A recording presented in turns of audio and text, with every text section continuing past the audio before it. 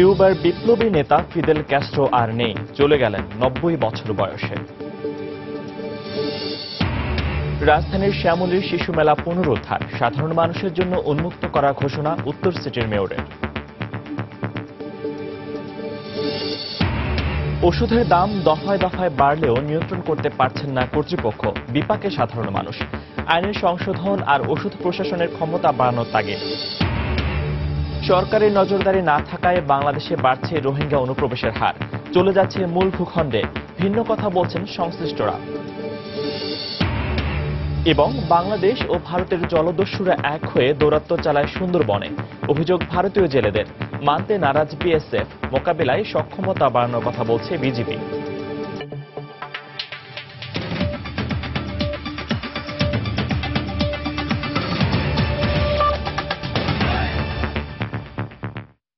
সময় সংবাদে সঙ্গে আছি আমি ফয়সাল মোর্শেদ। কিউবার বিপ্লবী নেতা ফিদেল ক্যাস্ট্রো মারা গেছেন। শুক্রবার দেশটির রাষ্ট্রীয় টেলিভিশনে এই ঘোষণা দেয়া হয়। তার মৃত্যুতে শোকাগ্রস্ত হয়ে পড়েছেন কিউবার জনগণও। ফিদেল না থাকলেও তার চেতনা বহন করে চলার কথা জানিয়েছেন দেশটির সাধারণ মানুষ। গত আগস্টে তাকে সবশেষ জনসম্মুখে দেখা যায়। এর আগে গত এপ্রিলে কমিউনিস্ট পার্টির সম্মেলনে ভাষণ দেন তিনি। 1959 সালে ফিদেল ক্যাস্ট্রোর নেতৃত্বে গণবিপ্লবের মধ্য দিয়ে মার্কিন সমর্থিত বাতিস্তা সরকারের পতন ঘটে। পরে প্রজাতান্ত্রিক কিউবার প্রধানমন্ত্রী হন ফিদেল ক্যাস্ট্রো। সে থেকে 1976 সাল পর্যন্ত কিউবার প্রধানমন্ত্রী ও পরে 1976 থেকে 2008 সাল পর্যন্ত প্রেসিডেন্ট হিসেবে দায়িত্ব পালন করেন ক্যাস্ট্রো।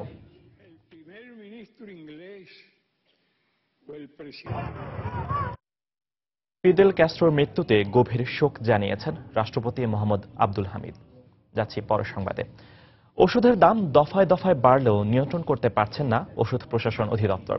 অতি প্রয়োজনীয় ওষুধের দাম বাড়ায় বিপাকে পড়েছেন সাধারণ মানুষ।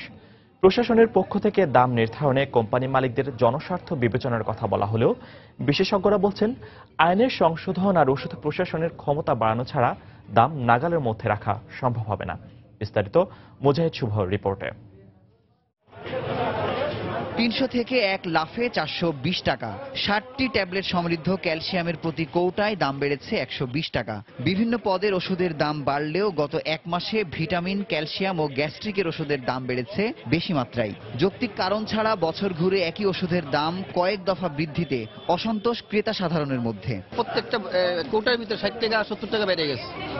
এটা গরিব মানুষের জন্য অনেক ক্ষতিকর। যে আইটেমগুলো এত জরুরি এবং প্রত্যেকটা পরিবার এই ওষুধগুলো খায় এবং সেই ওষুধগুলো দামই বৃদ্ধি করে। দফায় দফায় দাম বাড়ে, এর জন্য আসলে কর্তৃপক্ষের উচিত আইনানুগ ব্যবস্থা নেওয়া।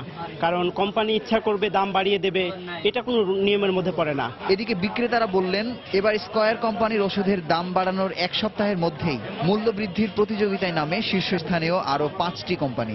বরাবরের মতো বাকি কোম্পানিগুলো শিগগিরই দাম বাড়াবে বলে আশঙ্কা করছেন বিক্রেতারা। প্রতি প্যাকেটে 50 টাকা 100 টাকা বেড়ে গেছে। কোম্পানি বাড়া দিচ্ছে, তার জন্য আমরা বাড়তি বিক্রি করতে হইতেছে। নিউরোপিটার কথা বলতেছি, এটা সর্বপ্রথম ফার্স্ট ছিল 120 টাকা, তারপর থেকে 150 টাকা, এক বছরের মাথায় তারপর হচ্ছে 280 টাকা।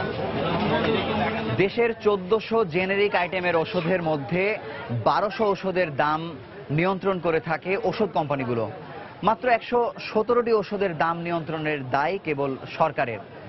আইনের সংশোধন আর ওষুধ প্রশাসনের ক্ষমতা বৃদ্ধি করা না হলে ওষুধের দাম সাধারণ মানুষের নাগালের বাইরেই থাকবে বলে মত ওষুধ বিশেষজ্ঞদের। শীর্ষস্থানীয় কিছু কোম্পানি এত ক্ষমতাবান, তাদের উপরে ওষুধ প্রশাসনের বা সরকার কোনো নিয়ন্ত্রণ নেই। ওষুধের দাম কতবার বাড়বে, বছরে কয়বার বাড়বে বা কয় বছর অন্তর অন্তর বাড়বে এবং কি পরিমাণে বাড়বে, সেখানে একটা সীমা থাকতে হবে। এদিকে 1994 সালের ওষুধ নীতিতে ওষুধের দাম নিয়ন্ত্রণের সিংহভাগ ক্ষমতা খর্ব হওয়ায় নির্বিকার ওষুধ প্রশাসন। ওষুধের দাম কমানোর ক্ষেত্রে কোম্পানি মালিকদের তাই জনসাধারণের স্বার্থ রক্ষার তাগিদ দেন ওষুধ প্রশাসন পরিচালক। একটি প্রতিষ্ঠানের প্রস্তাবনাকে আরো 8-10টি কোম্পানির সাথে মিলিয়ে দেখি কম্পিটিটিভ কিনা, কাছাকাছি কিনা। এরকম হলেই ওষুধ প্রশাসনের থেকে একটি মূল্য সনদ ইস্যু করা হবে। আমাদের যেটুকু এখতিয়ার আছে সেটুকু আমরা কিন্তু রেগুলেটরি অথরিটি হিসেবে সেটুকু আমরা করে যাচ্ছি। বরাবরই কোম্পানিগুলো নানা কারসাজির মধ্যে দিয়ে ওষুধের দাম বাড়িয়ে অযাচিতভাবে হাতিয়ে নিচ্ছে মুনাফা। এমন বিশৃঙ্খলা রোধ করতে না পারলে দেশের ওষুধ শিল্পের অহংকার চূর্ণ হবার পাশাপাশি জনমনে নাভিশ্বাস উঠবে বলে আশঙ্কা ওষুধ বিশেষজ্ঞদের। মুজাহিদ শুভ, সময় সংবাদ, ঢাকা। বাংলাদেশের রোহিঙ্গা শরণার্থী ক্যাম্পগুলো মিয়ানমার সীমান্তবর্তী হওয়ার পাশাপাশি সরকারি নজরদারি না থাকায় অনুপ্রবেশের হার বাড়ছে। এদিকে গত কয়েকদিন ধরে ক্যাম্পে আশ্রয় নেওয়া রোহিঙ্গারা বাংলাদেশের মূল ভূখণ্ডে চলে যেতে শুরু করায় অনুপ্রবেশ আরও বেড়ে যাওয়ার আশঙ্কা দেখা দিয়েছে। শাখাওয়াত টিপুর ক্যামেরায় বিস্তারিত জানাচ্ছেন কমল দে। মিয়ানমারের মংডু এলাকার বাসিন্দা শিরু বেগম জানে না তার স্বামী ইয়াস এবং 2 সন্তানের ভাগ্যে কি ঘটেছে। 3 দিন আগে মিয়ানমার বাহিনী বিদ্রোহী ধরার নামে তাদের গ্রামে হানা দিয়ে ধরে নিয়ে যায় তার স্বামীকে। নির্যাতন থেকে বাঁচার জন্য 6 সন্তানকে নিয়ে যখন বাংলাদেশমুখী তখন রাস্তায় হারিয়ে যায় তার 2 পুত্র সন্তান।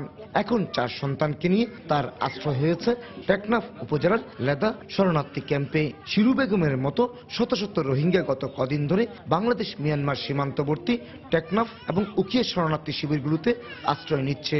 মারি ফেলাই না যা সারা হইনি মারি আর আসি কামারে বানি পিসা রইদমা সিয়া দিয়ে যায় সিয়া দিয়ে মাথার তো হক কথা ঠিয়া পয়সা লইহিন হইব বলি মাথার তো বন্দুক লয় বাড়ি বাড়ি বাড়ি মাথা তুলো বাইরে গাল তুলো বাইরে উঠ ফাড়ি ফেলাই গাল ফাড়ি ফেলাই। মিয়ানমারের সাথে প্রায় 200 কিলোমিটার সীমান্তের মধ্যে খুব কাছের এলাকা কক্সবাজার জেলার টেকনাফ এবং উখিয়া উপজেলা। এর মধ্যে 52 কিলোমিটার রয়েছে নাফ নদী। নদীটি প্রশস্ত কম হওয়ায় সহজে পেরিয়ে রোহিঙ্গারা বাংলাদেশে প্রবেশ করতে পারে। প্রতিবারের মতো এবারও স্থানীয়দের সহযোগিতায় সম্প্রতি পালিয়ে আসা রোহিঙ্গারা চলে যাচ্ছে বাংলাদেশের মূল ভূখণ্ডে।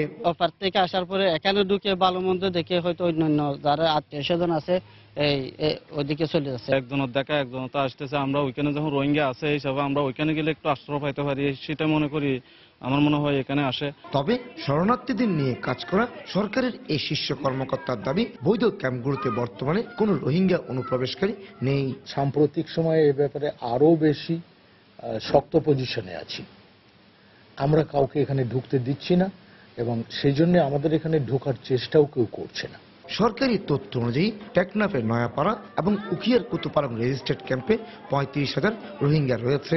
আর আনরেজিস্ট্রেড হিসেবে পরিচিত টেকনাফের লেদা ক্যাম্পের 6টি ব্লকে 20,000 এবং উখিয়ার অপর একটিতে 25,000 রোহিঙ্গা অবস্থান করছে। রোহিঙ্গা শরণার্থীদের বৈধ অবৈধ সবগুলি ক্যাম্পের অবস্থান বাংলাদেশ মিয়ানমার সীমান্তের 1 থেকে 3 কিলোমিটারের মধ্যে। যোগাযোগ ব্যবস্থা সহজ হওয়ার কারণে মিয়ানমারে কোনো সংঘাত সৃষ্টি হলে রোহিঙ্গারা সহজে চলে আসতে পারে এসব ক্যাম্পে এবং এরপর সরকারের সেটা কোনো জবাবদিহিতা না থাকায় তারা সরে পড়ছেন দেশের বিভিন্ন স্থানে। এবারও তার ব্যতিক্রম হয়নি। মিয়ানমারের সংঘাত সৃষ্টি হওয়ার পর থেকে প্রতি রাতে শত শত রোহিঙ্গা ভিড় করছে এসব ক্যাম্পে। টেকনাফের লেদা ক্যাম্প থেকে কমল দে, সময় সংবাদ। রাজধানীর স্কয়ার হাসপাতালে দীর্ঘদিন চিকিৎসারত ছাত্রলীগ নেতা বদরুলের হামলায় আহত খাদিজার চিকিৎসার সবশেষ খবর জানাতে হাসপাতাল কর্তৃপক্ষ ব্রিফ করছে। আমরা সরাসরি চলে আছি সেখানে। এতই সংকটাপন্ন ছিল, সে ছিল সম্পূর্ণ অচেতন এবং স্কেল ছিল 5 এবং তার বাঁচার সম্ভাবনা ছিল খুবই ক্ষীণ, যেটা আমরা বলেছিলাম 5 to 10%। আমাদের এই মানচিত্র থেকে তাকে লাইফ সাপোর্ট দিয়ে নিবিড় পরিচর্যা কেন্দ্রে ভর্তি করা হয়। সেখানে সিটি স্ক্যান করার পর দেখা যায় তার স্কাল বোন বিস্তৃতভাবে থেতলানো এবং ব্রেনের অন্যান্য অংশ গুরুতরভাবে আক্রান্ত ও মিড লাইন শিফট হয়ে গেছে। কালক্ষেপণ না করেই সেদিনই তাকে অপারেশন থিয়েটারে নেওয়া হয়। সেখানে নিউরো সার্জারি বিভাগের consultant doctor M Rezaul Sattar, যিনি এখানে উপস্থিত আছেন, তার নেতৃত্বে অত্যন্ত হাই রিস্ক জেনেও তার মস্তিষ্কে সার্জারি করা হয়। তারপর পরই নিবিড় পরিচর্যা কেন্দ্রে ধীর গতিতে তার অবস্থা উন্নতি হতে থাকে। গত 17 অক্টোবর অর্থোপেডিক বিভাগের ডাক্তার ডক্টর মেজবা সাহেবের নেতৃত্বে, যিনি আমার পাশে আছেন, তার ডান হাতে অস্ত্রোপচার করা হয়। এরপর তাকে নিবিড় পরিচর্যা কেন্দ্রে রাখা হয়। এর এক পর্যায়ে তাকে লাইফ সাপোর্ট থেকে মুক্ত করার জন্য তার গলায় একটা ছিদ্র, যেটাকে ট্র্যাকোস্টোমি বলা হয়, করা হয় এবং পরবর্তীতে 19 অক্টোবর সেই ট্র্যাকোস্টোমি টিউব রিমুভ করে খাদিজাকে এইচডিইউতে স্থানান্তরিত করা হয়। এরপর গত 7 নভেম্বর অর্থোপেডিক্স এবং নিউরো সার্জারি কম্বাইন্ড টিম তাকে পুনরায় অপারেশন করে। অপারেশন ছিল মস্তিষ্কের হাড়টাকে পুনঃস্থাপন করা এবং তার হাতের টেন্ডন রিপেয়ার করা, এবং সেটা খুব ভালোভাবে সম্পন্ন করা হয়েছে।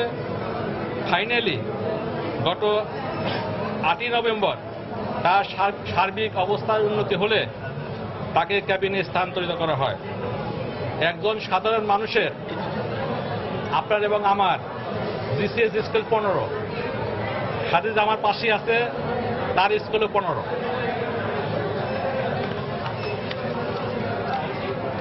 সে এখন নিজে খেতে পারে, যে কোনো লেখা পড়তে পারে, ধরে ধরে হাঁটতে পারে, নিজে লিখতে পারে। মেডিকেল বোর্ডের সিদ্ধান্ত অনুযায়ী যেহেতু তার ফিজিওথেরাপি দরকার, সেটা হলো রিহ্যাব ফিজিওথেরাপি, তার জন্য তাকে হসপিটাল থেকে ডিসচার্জ করা যেতে পারে এবং তাকে ভালো কোথাও রিহ্যাব ফিজিওথেরাপির জন্য পাঠানোর রিকমেন্ডেশন করা হয়েছে। সোশ্যাল নেটওয়ার্কিংয়ের মাধ্যমে যে খাদিজা অমানবিকতার দৃষ্টান্ত হয়ে উঠেছিল, আর সে খাদিজাই এখন বাংলাদেশে বিশ্বমানের চিকিৎসায় সেবার প্রকৃষ্ট উদাহরণ। আর এটা সম্ভব হয়েছে হাসপাতালের সবার সম্মিলিত প্রচেষ্টা এবং আপনাদের দোয়ায়। মানুষের জীবন মানের উন্নতির সাথে সাথে বাংলাদেশে চিকিৎসা ব্যবস্থারও যথেষ্ট উন্নতি হয়েছে এবং বাংলাদেশের বিশেষায়িত হাসপাতালে বিশ্বমানের চিকিৎসা দেওয়া সম্ভব। এই ব্যাপারে জনগণের আস্থা ও অ্যাওয়ারনেস তৈরির ব্যাপারে মিডিয়া একটি গুরুত্বপূর্ণ ভূমিকা পালন করতে পারে। আপনাদের ইতিবাচক ভূমিকার জন্য আপনাদের সবাইকে আমার আন্তরিক শুভেচ্ছা। গণপ্রজাতন্ত্রী বাংলাদেশ সরকারের মাননীয় প্রধানমন্ত্রী খাদিজার চিকিৎসার ব্যাপারে স্কয়ার হাসপাতালের উপর যে আস্থা দেখিয়েছেন, তার জন্য আমরা তার কাছে কৃতজ্ঞ। সরকারের ঊর্ধ্বতন কর্তৃপক্ষ সাথে স্কয়ার হাসপাতালের মাননীয় পরিচালনা পর্ষদের সদস্যমণ্ডলীর আন্তরিক সহযোগিতায় এবং বিশেষভাবে আমাদের মাননীয় managing director mister Tapan Chowdhury সাহেবের ব্যক্তিগত এবং সার্বিক তত্ত্বাবধানে খাদিজার সুচিকিৎসা করা হয়। পরিশেষে আমরা খাদিজার সুস্বাস্থ্য এবং দীর্ঘায়ু কামনা করি। আপনাদের সবাইকে ধন্যবাদ। ডক্টর মির্জা, ডিসচার্জ আসতেই হবে, উনি যাবেন কালকে।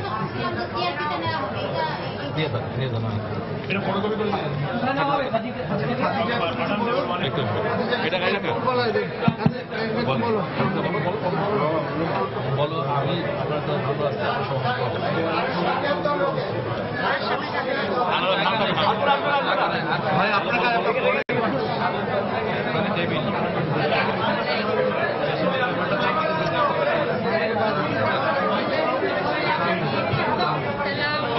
সাউন্ড দাও।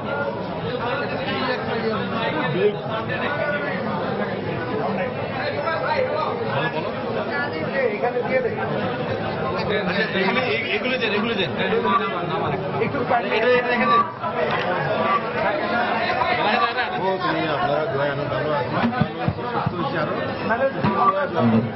আচ্ছা, আমি একটা নেব, একটা নেব। নামাজেন নিজের থেকে বলবো, তাই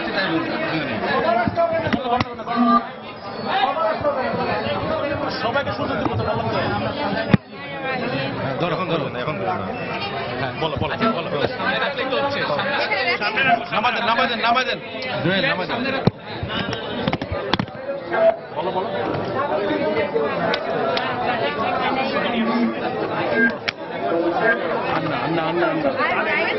আচ্ছা, খালি নিয়ে এটার ভিতরে দিয়ে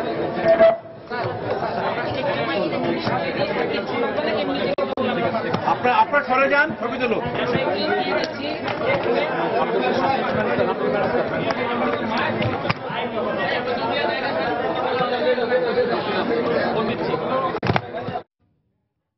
দর্শক, রাজধানীর স্কয়ার হাসপাতালে দীর্ঘদিন চিকিৎসারত বখাটে বদরুলের হামলায় আহত খাদিজার অবস্থা এখনো অনেকটাই ভালো। সেই ব্যাপারে আপডেট জানাতে আমাদের ব্রিফ করছিলেন হাসপাতাল কর্তৃপক্ষ। আমরা সরাসরি ছিলাম সেখানে।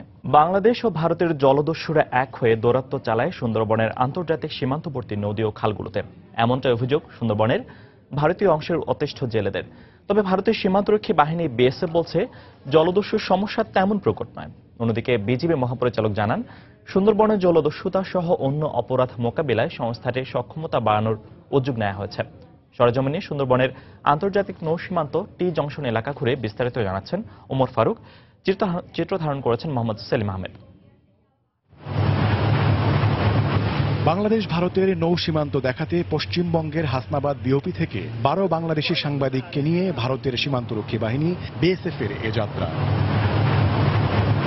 গন্তব্য প্রায় 80 কিলোমিটার দীর্ঘ নৌ সীমান্তের সবচেয়ে গুরুত্বপূর্ণ পয়েন্ট টি জংশন।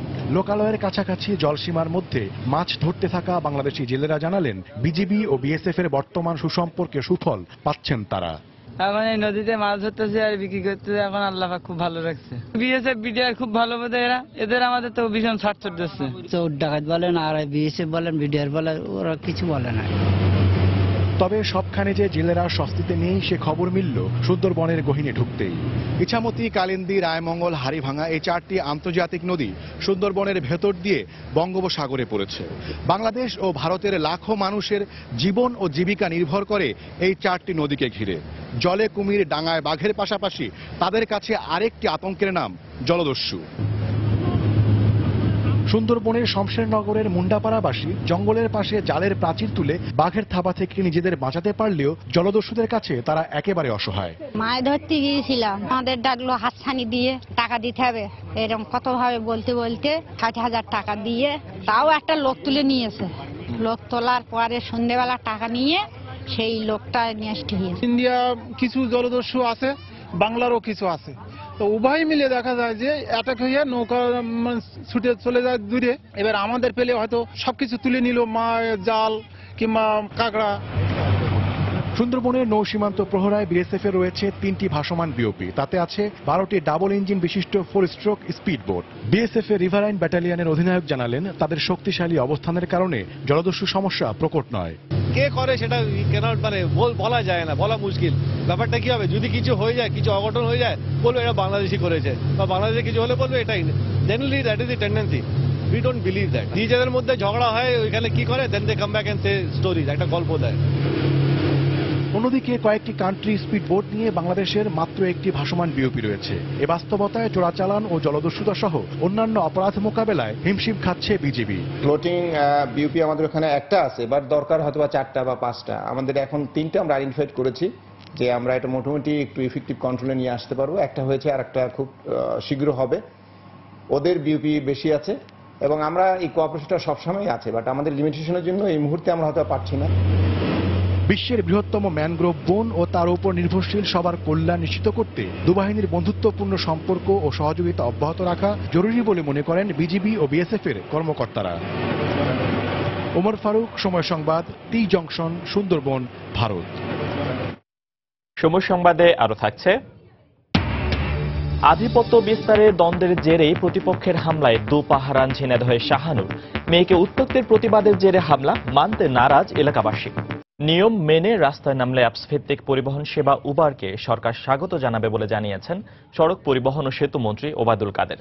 সকালে রাজধানীর বনানী এলাকায় সড়কের নিরাপত্তা নিশ্চিত করতে জনসচেতনতা তৈরির বিশেষ ক্যাম্পেইন উদ্বোধন অনুষ্ঠানে তিনি একথা বলেন। মন্ত্রী বলেন, জনগণের কাছে পরিবহন সেবা সহজ করতে এ ধরনের উদ্যোগ প্রশংসাযোগ্য, তবে সরকারের নিয়ম মেনেই এদের রাস্তায় নামতে হবে বলেও জানান তিনি। যে কোনো আধুনিক স্মার্ট সিস্টেমকে আমরা স্বাগত জানাবো। Transportation system, mode of transportation, এটা আমরা স্বাগত জানাই। কিন্তু আমাদের বক্তব্য হচ্ছে যে আজকে এই ডিজিটাল সেবা, এই সেবাটা সিস্টেমের মধ্যে যেন, এটা যেন একটা লিগ্যাল ফ্রেমের মধ্যে আসে। এটা ছাড়া অন্য কোনো, এর বিরুদ্ধে আমার কোনো বক্তব্য নেই। এটা একটা পজিটিভ সাইড। নারায়ণগঞ্জ সিটি নির্বাচনে শুরু হলো মনোনয়নপত্র যাচাই বাছাইয়ের কাজ। সকাল 10টায় শুরু হওয়া এই কার্যক্রমে সংরক্ষিত সহ এখনো পর্যন্ত 4 কাউন্সিলর প্রার্থীর মনোনয়নপত্র বাতিল করা হয়েছে বলে জানিয়েছেন নির্বাচনী কর্মকর্তারা। তবে শর্ত পূরণ সাপেক্ষে তারা আগামী 3 দিনের মধ্যে ঢাকা বিভাগীয় কমিশনারের কাছে সিদ্ধান্ত পুনর্বিবেচনার আবেদন করতে পারবেন বলেও জানান তারা। প্রথম দিনে কেবল কাউন্সিলর পদপ্রার্থীদের মনোনয়নপত্র যাচাই বাছাই করা হচ্ছে। সিটি কর্পোরেশনের 27টি ওয়ার্ডের মধ্যে আজ বাছাই করা হচ্ছে 18টি ওয়ার্ডের সাধারণ ও সংরক্ষিত নারী কাউন্সিলর প্রার্থীর মনোনয়নপত্র।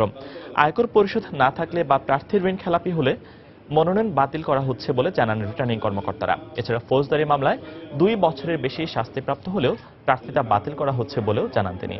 নারায়ণগঞ্জ সিটি নির্বাচনে এবার সাধারণ কাউন্সিলর পদে 176 জন এবং সংরক্ষিত নারী কাউন্সিলর পদে 38 জন মনোনয়নপত্র তোলেন।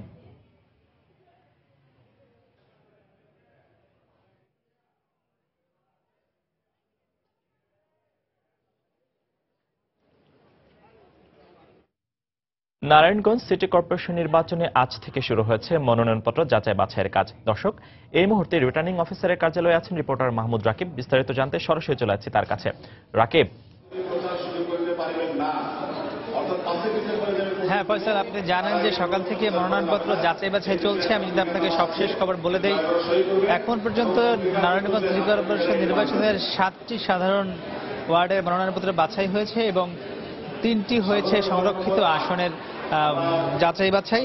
এর মধ্যে আমি যদি আপনাকে বলে দিই, এর মধ্যে মোট 5 জন ওয়ার্ড কাউন্সিলর প্রার্থী যাদের মনোনয়ন অবৈধ ঘোষণা করেছে রিটার্নিং অফিসার। এবং এখানে কিন্তু শুধু রিটার্নিং অফিসার না, তার সঙ্গে রয়েছে একজন পুলিশের প্রতিনিধি রয়েছে, একজন বাংলাদেশ ব্যাংকের কর্মকর্তা রয়েছেন, একজন আয়কর কর্মকর্তা রয়েছেন এবং রয়েছেন জেলা নির্বাচনী কর্মকর্তা। তারা মূলত যে বিষয়টি দেখছেন যে যারা মনোনয়নপত্র জমা দিয়েছেন তাদের কোনো কারাদণ্ড দেয়া আছে কিনা, তাদের আয়কর দেয়া আছে কিনা এবং তারা কোনোভাবে ঋণ খেলাপি কিনা, এগুলো থাকলে তারা কিন্তু তাদের মনোনয়ন অবৈধ ঘোষণা করছেন। এবং তারা বলছেন যে যাদের মনোনয়ন অবৈধ ঘোষণা করা হয়েছে তাদেরকে আগামী 3 দিনের মধ্যে ঢাকা বিভাগীয় কমিশনারের কাছে আবেদন করতে হবে এবং তাদের যেসব কাগজপত্র আছে সেগুলো দিয়ে তারা সেই মনোনয়নপত্র আবার পুনরায় দাখিল করতে পারবেন যদি ঢাকা বিভাগীয় কমিশনার তাদের আবেদন গ্রহণ করেন।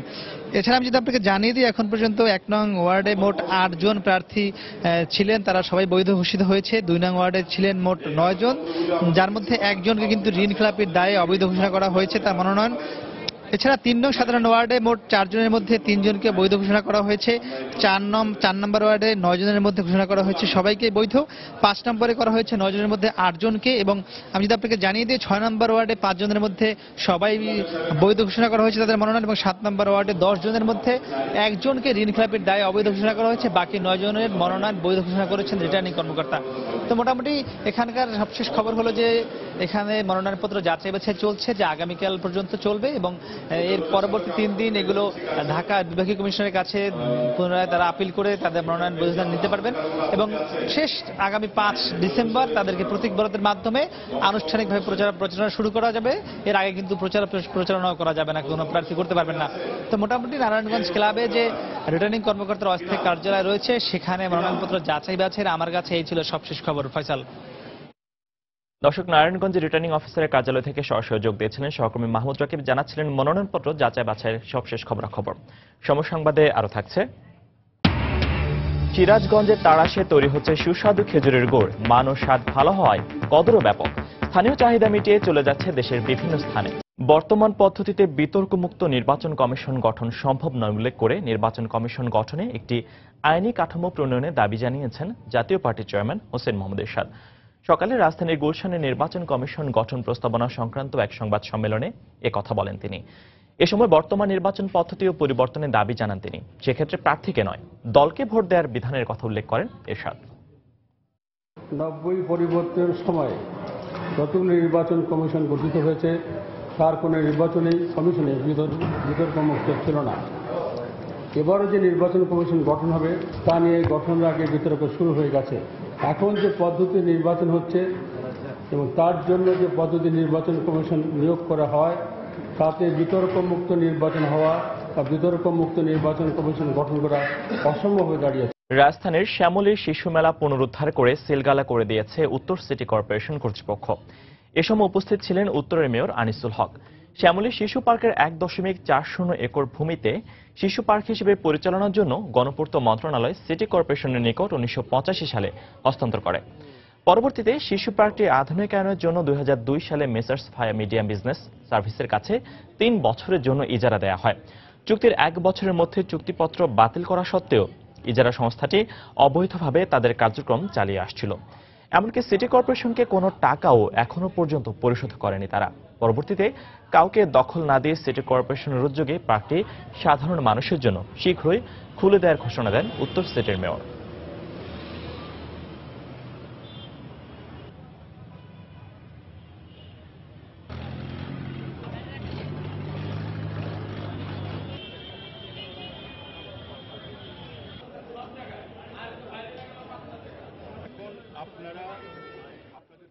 প্রতি 3 বছরে 1,45,000 টাকা ভাড়া 2002 সাল থেকে আজ পর্যন্ত দেয়া হয়নি।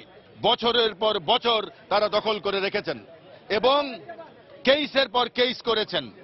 আমরা কেসে জয়ী হয়েছি এদেশে অনেক দখলদার আছেন যারা সাধারণ মানুষের চেয়ে অনেক প্রতাপশালী। আমরা বলি তারা এক ধরনের চোর, তারা সাধারণ মানুষের প্রপার্টি, সাধারণ মানুষের জমি চুরি করেন। ভয়ে হয়তো সাধারণ মানুষ কিছু বলতে পারে না। যত দ্রুত সম্ভব আমরা এটা সাধারণ মানুষের জন্য উন্মুক্ত। গোপালগঞ্জে পিকআপের সঙ্গে ধাক্কা লেগে মা ও ছেলে নিহত হয়েছেন। ভোরে সদর উপজেলার ভূঁইয়াপাড়া এলাকায় এই দুর্ঘটনা ঘটে। পুলিশ জানায়, গার্মেন্টস শ্রমিক হাসিব মোল্লা বাসার আসবাবপত্র নিয়ে পিকআপে করে ঢাকা থেকে গোপালগঞ্জের হরিদাসপুরে যাচ্ছিলেন। পিকআপটি ওই এলাকায় পৌঁছালে ঘটনাস্থলে দাঁড়িয়ে থাকা আরেকটি পিকআপের সঙ্গে ধাক্কা লাগে। এতে ঘটনাস্থলেই পিকআপের সামনে বসে থাকা মা ও ছেলে নিহত হন। গুরুতর আহত অবস্থায় হাসিব মোল্লাকে খুলনা মেডিকেল কলেজ হাসপাতালে ভর্তি করা হয়েছে। রাস্তার পাশে বেলবোর্ড থাকার কারণে দাঁড়িয়ে থাকা পিকআপটি দেখা যায়নি বলে প্রাথমিকভাবে ধারণা করছে পুলিশ।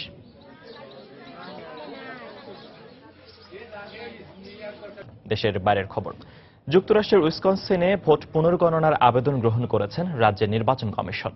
শুক্রবার গ্রিন পার্টির প্রেসিডেন্ট প্রার্থী জিল স্টেইন আনুষ্ঠানিকভাবে এই আবেদন জমা দেন। এরই মধ্যে এই আবেদনের জন্য অনলাইনের মাধ্যমে প্রয়োজনীয় 11 লাখ সমর্থন ও $27 লাখ তহবিল সংগ্রহ করতে সক্ষম হয়েছেন তিনি। মার্কিন প্রেসিডেন্ট নির্বাচনের 2 সপ্তাহ পর প্রথমবারের মতো কোনো অঙ্গরাজ্যে ভোট পুনরায় গণনার আবেদন করা হলো। ভোট পুনর্গণনার পর ডেমোক্রেট প্রার্থী হিলারি ক্লিন্টন বিজয়ী হলেও এখানকার 10টি ইলেকটোরাল ভোট পেলেই ডোনাল্ড ট্রাম্পের বিজয় ঠেকানো যাবে না। পেনসিলভানিয়া ও মিশিগান অঙ্গরাজ্যেও পুনরায় ভোট গণনার আবেদনের প্রস্তুতি চলছে। এদিকে ট্রাম্পকে হোয়াইট হাউসে প্রবেশের পথে বাধা সৃষ্টি করতে নয়, বরং সাইবার হামলার মাধ্যমে প্রেসিডেন্ট নির্বাচনে কারচুপির অভিযোগের সুষ্ঠু সমাধানের জন্যই এই উদ্যোগ নেওয়ার কথা জানান জিল স্টেইন। বিপিএল এর খবর। বিপিএলে আজ দিনের দ্বিতীয় ম্যাচে মুখোমুখি হবে রাজশাহী কিংস ও খুলনা টাইটান্স। একদিকে পয়েন্ট টেবিলের শীর্ষ দল খুলনা টাইটান্স, অন্যদিকে 5 নম্বরে থাকা রাজশাহী। দু দলেরই লক্ষ্য জয় তুলে নেয়া। মিরপুরে সন্ধ্যা 5:45টায় শুরু হবে দু দলের ম্যাচ। আগের দেখায় রাজশাহী কিংসকে হারানোর সুখস্মৃতি এ ম্যাচে বাড়তি উৎসাহ যোগাবে খুলনা টাইটান্সকে। সে ম্যাচে মাত্র 3 রানে জয় পেয়েছিল খুলনা।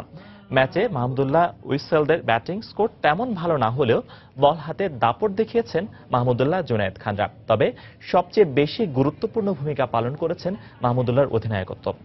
সব মিলে এই ম্যাচেও জয় নিয়ে মাঠ ছাড়তে চাইবে খুলনা। অন্যদিকে আগের দেখায় হার এবং পয়েন্ট টেবিলের অবস্থান সব দিক দিয়েই পিছিয়ে আছে রাজশাহী। তবে আগের ম্যাচে বল হাতে জ্বলে ওঠা পেসার আবুল হাসান এবং ব্যাটিংয়ে মুমিনুল সাব্বিরা চাইবেন এই ম্যাচে নিজেদের পারফরম্যান্সের ধারাবাহিকতা ধরে রেখে জয় তুলে নিতে।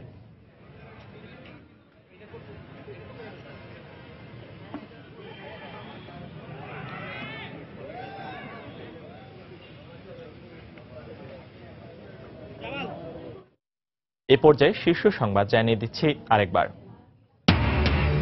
কিউবার বিপ্লবী নেতা ফিদেল ক্যাস্ট্রো আর নেই, চলে গেলেন 90 বছর বয়সে। সিলেটে বখাটে বদরুলের হামলায় গুরুতর আহত খাদিজা এখন সুস্থ, জানিয়েছেন চিকিৎসক। আজই ছাড়পত্র দেয়া হবে রাজধানীর স্কয়ার হাসপাতাল থেকে। ওষুধের দাম দফায় দফায় বাড়লেও নিয়ন্ত্রণ করতে পারছেন না কর্তৃপক্ষ। বিপাকে সাধারণ মানুষ, আইনের সংশোধন আর ওষুধ প্রশাসনের ক্ষমতা বাড়ানোর তাগিদ। রাজধানীর শ্যামলীর শিশু মেলা পুনরুদ্ধার, সাধারণ মানুষের জন্য উন্মুক্ত করার ঘোষণা উত্তর সিটি মেয়রের। এবং বাংলাদেশ ও ভারতের জলদস্যুরা এক হয়ে দৌরাত্ম্য চালায় সুন্দরবনে, অভিযোগ ভারতীয় জেলেদের। মানতে নারাজ বিএসএফ, মোকাবিলায় সক্ষমতা বাড়ানোর কথা বলছে বিজিবি। এই ছিল এখনকার মতো। যে কোনো খবর পেতে ভিজিট করুন সময়নিউজ.tv। যে কোনো বাংলা লিংক, রবি ও এয়ারটেল নম্বর থেকে সময় সংবাদের খবর, অনুষ্ঠান সম্পর্কে জানতে এবং যে কোনো তথ্য সময় সংবাদকে জানাতে ডায়াল করুন 16242 নম্বরে। এছাড়া এই মাত্র পাওয়া খবর মোবাইলে পেতে SMS করুন, স্টার্ট স্পেস দিয়ে লিখে পাঠিয়ে দিন 16242 নম্বরে। সঙ্গে থাকুন সময়ে।